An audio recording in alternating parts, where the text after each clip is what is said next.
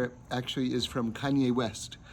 And a couple of people told me, what is that doing in there? Like they're sort of like, you can't have like the Ishbitzer Rebbe next to Kanye. Like it's not working for me. So I've actually gotten that feedback from a couple of people. But I think the teaching is so fantastic and so important that I don't know, I'm debating with myself, but I feel like it's got to stay in. And here's the lyric. I hope I'm getting it right. If I'm not, I'm close. Which is, I may not be perfect, but I'm not my mistakes. I may not be perfect, but I'm not my mistakes. And to me, the reason why that's so important is because, and a lot of people, I don't think they're even conscious that they're doing this. But if you were to sort of like take a moment and think about it, how many people actually think, you know who I am? Do you know who I am? I'm the person who doesn't do this, or I'm the person who did that. Right? Like they're the sum total of all the things that they did wrong. And that's who they think they are. And so I may not be perfect, but I'm not my mistakes. So why am I telling you that? Because the question is, what are we doing post Yom Kippur? Someone came up to me like during the break from the prayers. And they said to me something that, again, they were able to articulate that I think a lot of people experience, but they're not able to articulate it. And I was so happy that I had an answer, because I think we all have to have an answer to this. But let's first hear the question, which is, she said to me, you know what? Like the service opens and God says, I forgive you. Which, let's just take a moment to appreciate that. There is no suspense. like as soon as the service starts, God gets right to the bottom line. I forgive you, right? So you don't know, like, how's it gonna play out? No, you're forgiven. Okay, great. So she's now we're getting toward the end of the service here, and she says to me, I don't know what to do with my own forgiveness. I don't know how to relate to it. And and I got it. Like, it's such a giant concept that sort of like, it's so abstract, right? All the things that I did wrong that, remember, Reb Shlomo says something so intense. He says, it's not that I did it and I'm sorry that I did it. I never wanted to do it to begin with. That's the deeper level. And when you're in touch with that aspect, then you've come home, really. I never wanted to do it to begin with. So now what are you supposed to do with this forgiveness? And I gave her this example that I've kind of been working with over the years. It's just a visual, but do you know what cargo pants are? Mm-hmm. So cargo pants are, they've got like more pockets than you could imagine you could fit on a pair of pants, right? So imagine you're wearing cargo pants and you're also wearing like a cargo shirt and a cargo jacket, right? You're covered in pockets. And now imagine every time you did something wrong over the course of the year, like someone put like a little bit of sand in one of the pockets. Now, can you imagine, like over the course of the year, by the end of the year, do you know how heavy sand is? Like you could hardly move. Like you can barely move. And then what happens on Yom Kippur? God like turns you upside down, holds you by the ankles, and shakes out all the sand. And now it's like I can move again. See, the thing is that we've got a soul, and when we do something wrong, sad as it is, but it's somewhat inevitable, when we do something wrong, we begin to sort of like layer barriers between our soul and between ourselves, such that it becomes progressively difficult over the course of the year to hear the sound of your own soul. And so what happens, like the big giant breakthrough of Yom Kippur is, I can hear my soul again. And so with that in mind, hear the following thing, because this is really the point. What was the question? Well, okay, I'm forgiven. It's great. I'm happy about it. But I don't know what that means. I don't know what to do with it. I can't wrap my mind around it. And so Here's the mistake that everybody makes. I think that Yom Kippur is about my past. Like I did all this wrong and now I'm forgiven. But what people don't realize is, yeah, that's great. That's fine. But I need Yom Kippur for the year ahead. I need Yom Kippur for my future. And so that I can hear my soul, so that I can move freely again. And I heard in the name of Rabbi Ephraim Waxman this thought, but put like a very sharp way. He says, most people think that Yom Kippur is 1% about my future and 99% about my past. He said, the reality is, it's 1% about your past and 99% about your future.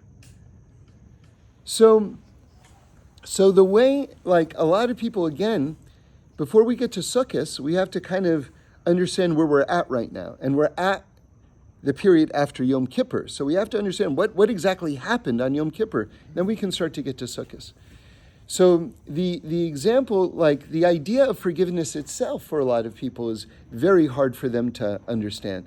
So I have this thing that happened to me. I was saying it over Kol Nidre at the Happy Minyan. And it's just, I like it because it's a very simple, easy visualization, okay? And here's the story. I was late for a business appointment, and I was like totally stressing out. And I was actually on Martel, if you can picture this, in Beverly, but on Martel, there's a light there. And I can't wait for this red light. It's I'm losing it. And like right to my right, there's an alley, and I can cut through the alley and then zip around and get on Beverly, right? And maybe save 30 seconds. But to me, that was like, all I knew is that's faster that way. So, but what I didn't realize was this was like, there were potholes in this alley that was like, it was like, like Afghanistan, you know what I mean? And they were all, it was like it was a bit deceptive because it looked smooth because all these deep potholes were filled with very muddy water. So now I'm riding a white car and I gun it down the alley and I seriously thought my axle was going to break in half. I mean, that's how bad it was. And my car gets absolutely covered with mud, like top to bottom, all mud. And then I pull up in front of this, this Hollywood meeting in an outdoor cafe looking like a madman. All right, so I realized as soon as this meeting is over, I gotta do something about this. So I drive home, and I take my hose, my garden hose, and here's the point of this story. I just turned my garden hose on the car, and it was white again in 2 seconds. Do you know why? Because all of that mud was just superficial. It was just on the surface. It didn't get into the paint. It didn't get into the car. It was just on top. And that's how Yom Kippur works, because our souls are pure, our souls are from God. We do this little overlay on it, but it just washes off. It just comes off. So again, what's the point? The point is, I may not be perfect, but I'm not my mistakes. So now I can begin to make a kind of like a cheshbon, an account, about my own self-image. And I can say, something? That mud that just washed off, that way that I've been thinking about myself, I'm not that person. I'm not that person. Okay, I've got good days and I've got bad days. Things have worked out for me. Things maybe I really wanted to work out, maybe they didn't work out so much. But that doesn't define me. Okay. So now let's get to Sukkos, because, we've been working with this teaching a lot, and I want to take it to the next level right now. What's the teaching? Well, we know that the world before Rosh Hashanah no longer exists, and until Yom Kippur, the world after didn't exist yet. In other words, the world that we're in right now only came into being right after Yom Kippur. Okay, so the word Shana is 355 in Gematria. So Shana means year, but we know that a year is 365 days. So where are the other 10 days? That's from Rosh Hashanah to Yom Kippur. That's when the world is being formed. Okay, and that correlates with the 10 Sfirot. And Yom Kippur is Keter. We're all the way at the top of the top. So now the year can start. So this is the first day after Yom Kippur right now. So now you say, okay, now there's a universe, now there's a year, now a minute. Okay, yes and no. Yes and no. Yes and no. And the image that I would give you is, I'm sure at some point you've all made ice, right? You got water, you put it in the tray, and have you ever pulled out the ice tray like a little bit too early?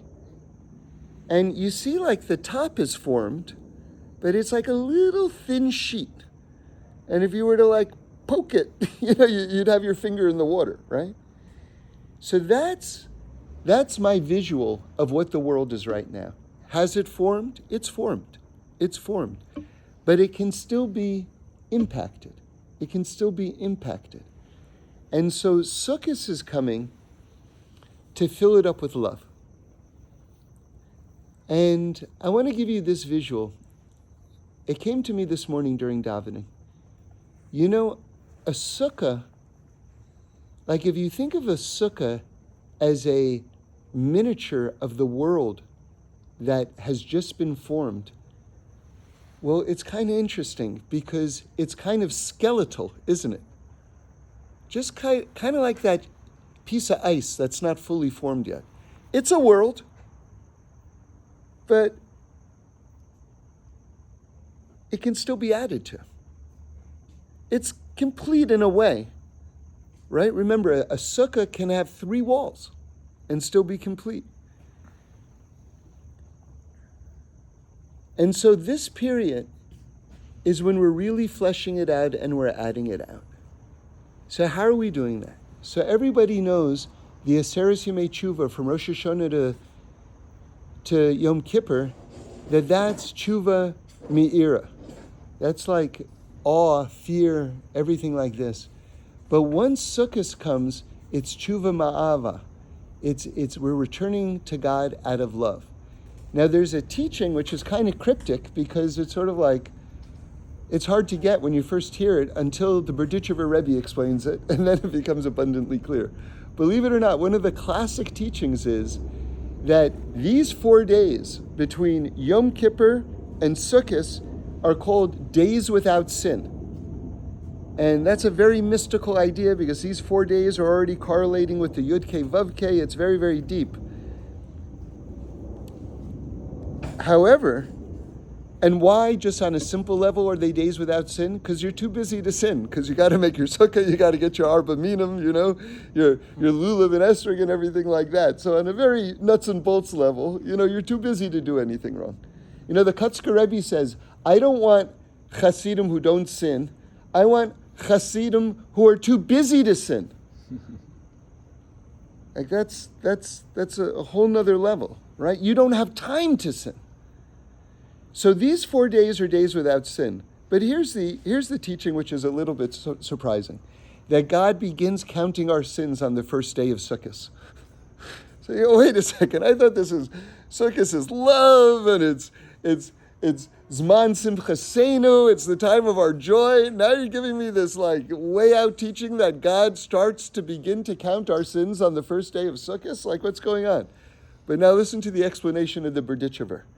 He says, you know why God is counting our sins on the first day of Sukkos? Because we've turned all of our sins into mitzvahs, and He's counting our mitzvahs. You see, when the world is still in a state of formation, there's something gewaltic going on. And I heard this teaching, the band Zusha played here in Los Angeles, and Shlomo, the lead singer there, gave over this unbelievable teaching. I saw it. We learned it together afterwards. It's from the Ben Ish Chai. It's from the Maggid of Mezrich. It's from the Shalah. Like all the top tzaddikim are really drawn to this teaching, okay? Which is that the word pesha, which is a high level of wrongdoing, if you rearrange the letters of pesha, it spells shefa. Shefa is the flow of abundance and blessing and everything like that. And so according to like the Ben Ish Chai, that basically while God is still forming the energies of the world, And that's still going on, like in the way that I was telling you, like the crust is formed, but still, like on a deeper level, we're still forming it. There's a way to sort of like shift these energies of the world so that we can turn pesha, wrongdoing, into shefa, into abundance. And there's a beautiful visualization of that in the sukkah itself. So if you were to ask, halachically speaking, what makes a sukkah, you have to point to one element of the sukkah structurally. What turns it into a sukkah? And the answer is the schach.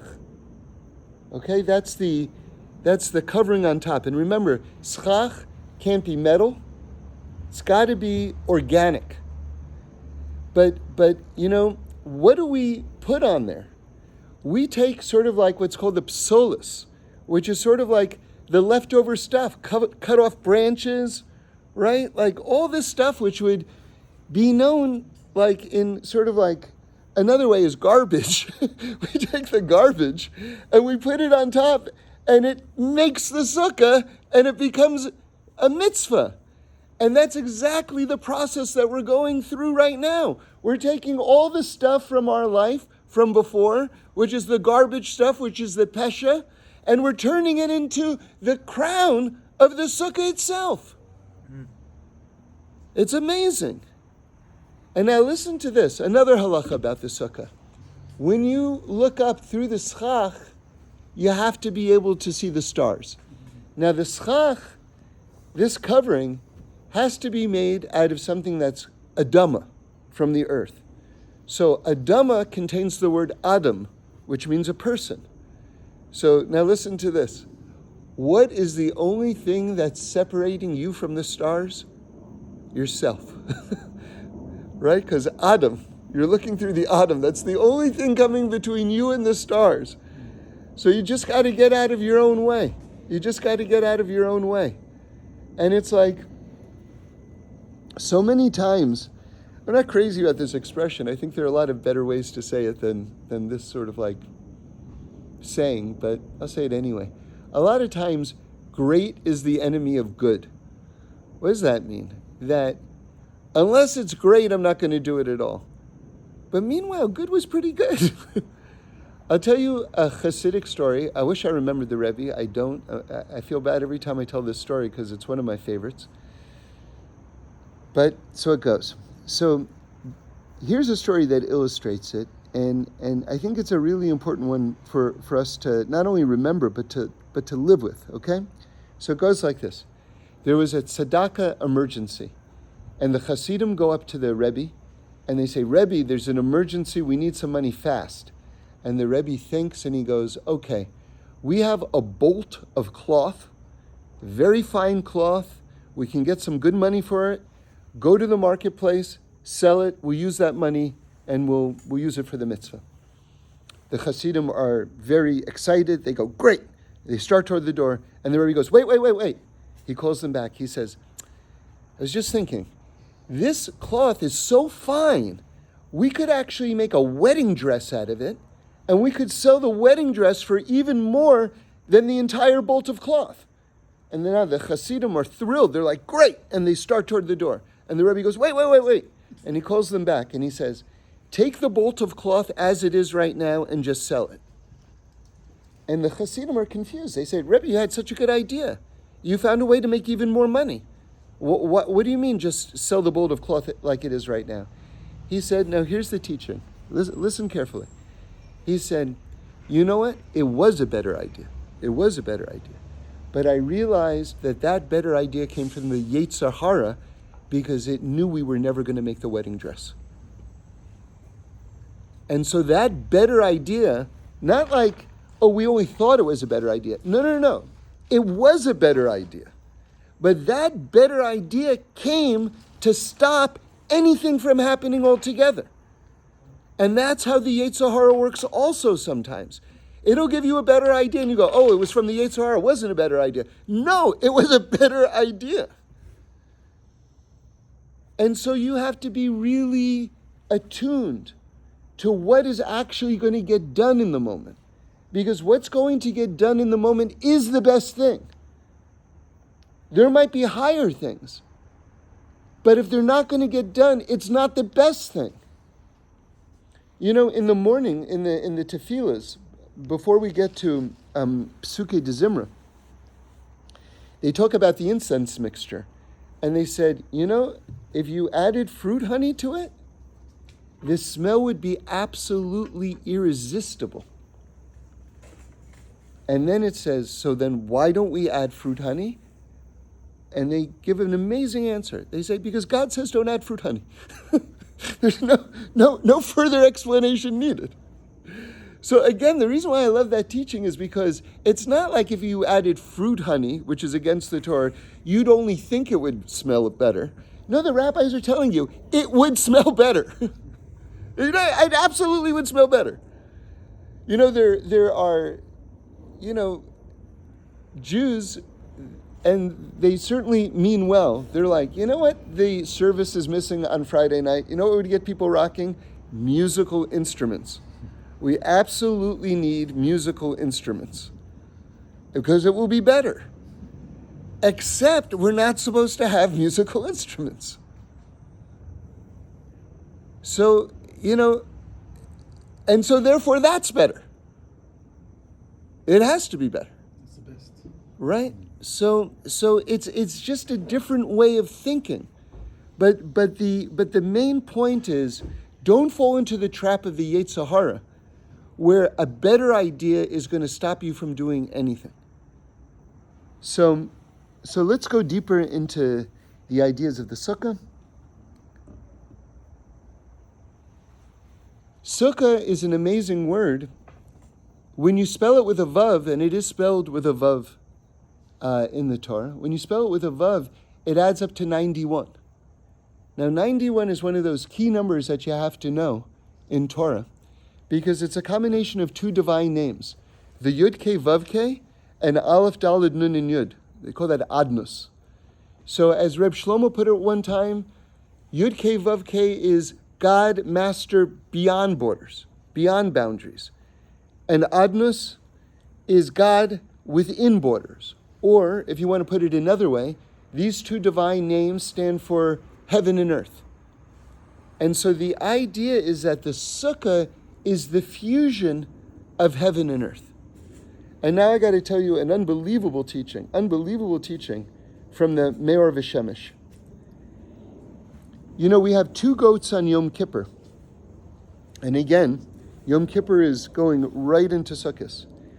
And these two goats are identical goats, and there's so many way out teachings, but this is one of them.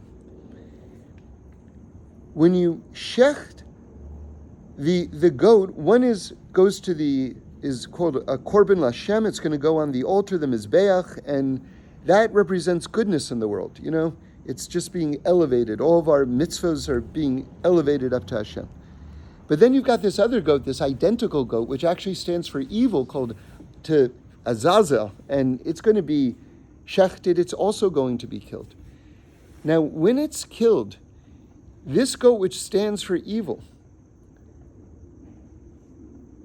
how do you pronounce Samech Mem Aleph Lamed? The name of the angel, Samech Mem Aleph Lamed. How do you pronounce it? Samkel? Samkel, you want to say? Okay, we can do that. But I think it's going to be, but I think it's going to be confusing if I say it with a kuf. How do you say it without? Samel? Samel? You're not supposed to say it. You said Samech Mem. Yeah, it's true, but okay. So this goat, which stands for evil, represents the angel of evil, which is spelled Samech Mem Aleph Lamed. And the Meor V'Shemesh says that when it's shechted, when it's sacrificed on Yom Kippur, what happens is the letter Mem is removed from its name. Now, when you remove the letter Mem from this name of the angel of evil, that leaves Samech Aleph Lamed, which adds up to, guess what? 91. In other words, all barriers coming in between heaven and earth are removed on Yom Kippur. That's the idea of sacrificing this goat. And now we've got another embodiment of that energy in the sukkah itself, because the sukkah, spelled with a vav, adds up to 91, which again is this seamless connection between heaven and earth. There's no barriers anymore because all the evil is gone. And that's why Rabbi Nachman says it's man simchasenu. That's why it's the time of our joy, because when all the evil leaves you, when all of your wrongdoing leaves you, you revert back to your natural self. And guess what that is? Happiness, joy. You become you again. It's not that you become something else. You return back to who you are, which is a person of joy. So you're coming home. And with that in mind, listen to this teaching from Reb Shlomo. Unbelievable. One of the most amazing teachings. He says, do you want to test? You want to test a sign? Or do you want to know how forgiven you were on Yom Kippur? Like, who doesn't want to know that, right? So listen to this. The answer is, it has everything to do with how much at home do you feel in the sukkah. That's the answer to how much you were forgiven on Yom Kippur. How much at home do you feel in the sukkah? So let's explain that for a moment. Sukkah begins with the letter Samech. So, like, the whole essence of Sukkah is this letter Samech. Samech is a circle. And I thought that this was, when I first heard this, I thought this was like a Torah from the House of Love and Prayer in San Francisco, right, from the 1960s. And then I found out that it was said by the Ari, which like blew my mind, right? He says, do you know what a sukkah is? It's Hashem hugging you. And when you hug someone, you make the letter Samech, right? You make a circle around them with your arms. And Reb Shlomo says, do you know, when you hug another person, do you know why it feels so good to be hugged? Because you know what the letter Samech stands for? Somech noflim, that God uplifts the fallen. And so when you hug someone and you make a samech around them, the soul language, the body language that you're communicating to that person is, I'm never going to let you fall. That's why a hug feels so good, because the person is telling you, I'm not going to let you fall. And that's the samech of the sukkah, right? So now here's the question. You know, you've been hugged by a lot of people in your life. Some people, when they hug you, you melt into the hug. Other people, when they hug you, it's like, when's the hug over? Like, you know, like, I got things to do, my friend. You know? You know what? This is just me talking, and I might be wrong here, but you know what I think is a bad sign when you're hugging someone? When the other person gives you, first of all, you're hugging them with both hands, right? And they're hugging you with one hand, and they're patting you on the back with the other hand, because it's sort of like, you know, it's like Morse code for you can stop now. You know? So the question is, how do you feel when God's hugging you? Are you melting into that hug? Because the answer to that question is, how at home do you feel in the sukkah? That's the answer to that question. How comfortable do you feel being in the presence of God in the realist way, almost like a palpable way? And now, you know something? I have a Torah that came to me today. I don't know, you can decide whether it's deep or not. For me, it was deep. So, remember I told you the sukkah is like a skeletal version of the world, because the world is still being formed, right? It's like that, like the ice cube that you pull out a little too soon, and it's just like the very surface layer is hardened, but there's still more formation that needs to be done. So with that in mind, I want to say that, you have 10 sfirot, and these 10 sfirot make the world. I want to say that when you head into Sukkos, that's called the Gimel Rishonos. Those are the top three. That's Chachma, Bina, and Das. That's what's been formed. And then Sukkos is how many days? It's 7 days. That's going to complete the structure, right?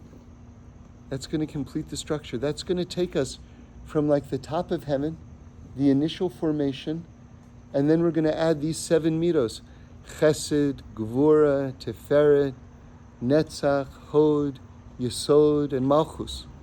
Each of the days. And we're going to add these attributes from Abraham, Yitzchak, Yaakov, Moshe, Aaron, Yosef, and David. And we're going to try to really complete the world by completing ourselves. Right? Because, it's not about how much you know, it's about what you're doing with what you know. And it's not about how much you have, it's about what you're doing with what you have. And that all gets expressed in your personality. That's why refining your personality, refining your midos, is the battleground of Torah. We think it's, let me learn as much as I can, right? Like that's the measure. Who knows more? Who's been through more books and everything like that? And, as Reb Shlomo, I don't know if he would say it in this situation, but as he would say in other situations, that's sweet and it's cute, right? But who are you?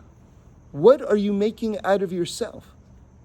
And that's going to be expressed in how you use your time and how you are with people.